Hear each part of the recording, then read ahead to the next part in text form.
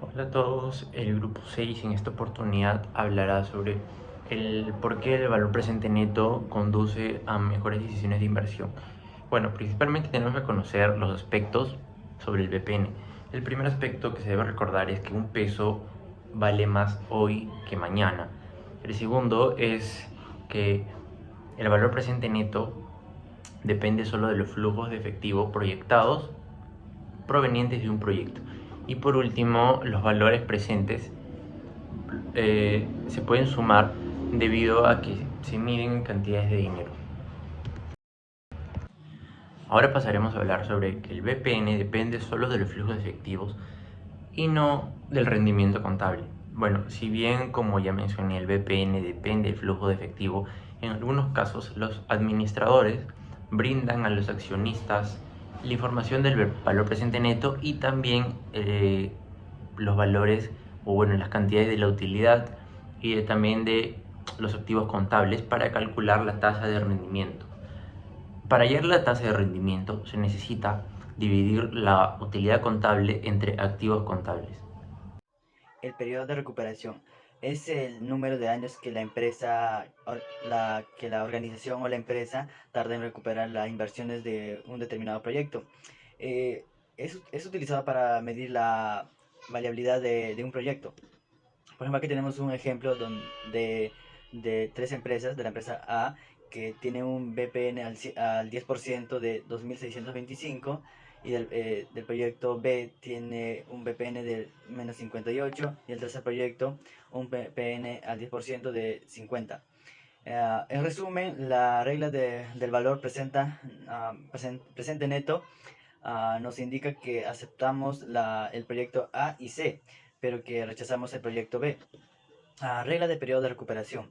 Veamos ahora cómo con rapidez devuelven su inversión inicial a los proyectos. En el proyecto A se requiere 3 años, 3 años para recuperar los 2.000 dólares de inversión, mientras que en el proyecto B y C solamente 2 años.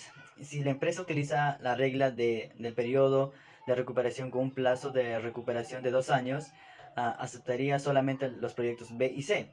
Y si el plazo fuera de 3 o más años, aceptaría los tres proyectos. Por lo tanto, sin considerar el proyecto, el periodo corto, la regla de periodo de recuperación da respuestas diferentes de la regla del valor presente neto.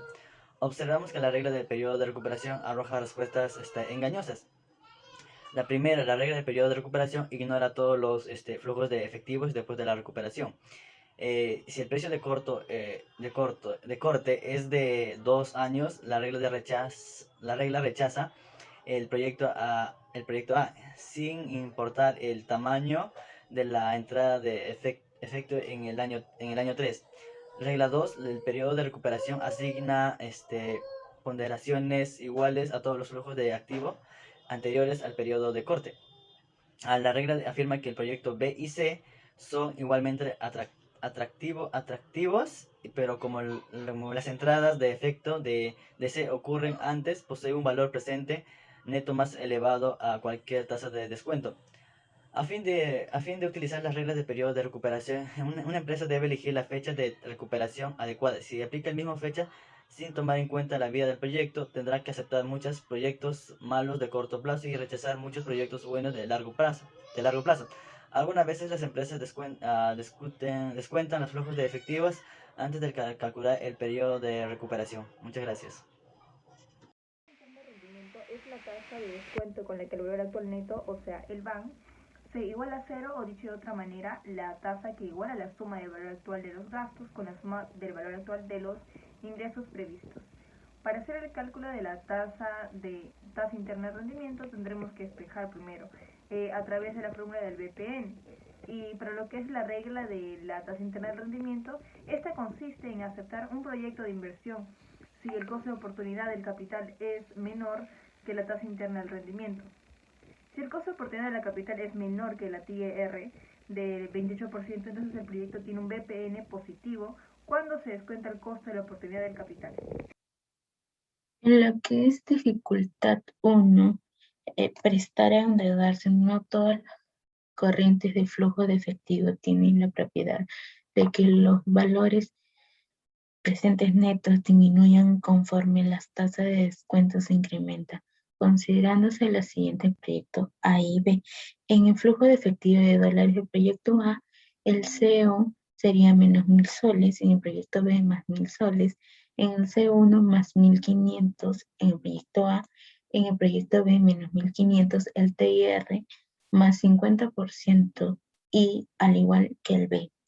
En el valor presente neto al 10% sería más 364 en el proyecto A, en el proyecto B menos 364.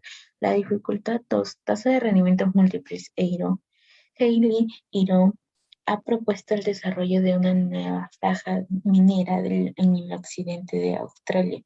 La mina requiere una inversión inicial de 600 millones de dólares australianos y no posible entrada de efectivo de 120 millones al año durante los próximos 9 años. Al final, el periodo de la empresa incurrirá en costo de limpieza de 150 millones de dólares australianos. Por otro lado, los flujos de efectivo del proyecto son: el flujo de efectivo de millones de dólares australianos sería en el CO menos 600, en el C1 120, en el C9 120, en el C10 menos 150 y la dificultad 3, proyectos mutuamente excluyentes. Con frecuencia las empresas tienen que elegir entre alternativas que corresponden al mismo resultado o utilizan las mismas instalaciones. En otras palabras, tienen que elegir entre proyectos mutuamente excluyentes. Aquí la regla del TIR también puede ser confusa. Vemos en el proyecto TID y flujo de efectivo en dólares. El proyecto de CEO sería menos 10 millones, en el E 20 millones y en el CO en el proyecto D más 20 millones y en el proyecto E más 35 millones. En el TR sería en el proyecto D 100 y el proyecto E 75. El BP, el valor presente neto al 10% sería más 8.162 en el proyecto T, en el proyecto E sería 11.818 en el proyecto E. En el siguiente slide tenemos elección de inversiones de capital cuando los recursos son limitados. Hay restricciones para la inversión que evitan que la empresa emprenda los proyectos que tengan un valor presente neto positivo. Por lo tanto, cuando se restringe el capital, necesitamos un método para elegir el paquete de proyectos que proporcione el BPN más alto posible con los recursos de la empresa. En primer lugar, tenemos usos de los modelos de restricción de capital, que nos da dos datos interesantes. El supuesto básico de capital es limitado y, al igual que ocurre con cualquier herramienta compleja de planificación, a largo plazo presenta el problema general de obtener datos confiables. Luego tenemos el racionamiento débil. Las restricciones de capital de muchas empresas suelen ser débiles. No reflejan imperfecciones en los mercados de capitales, sino que son límites temporales adoptados por los directores como ayuda para el control financiero. Por otro lado está el racionamiento fuerte, que conlleva imperfecciones del mercado, pero no significa por necesidad que desechemos el valor presente neto como criterio para el presupuesto de capital, ya que de esto depende de la naturaleza de la imperfección.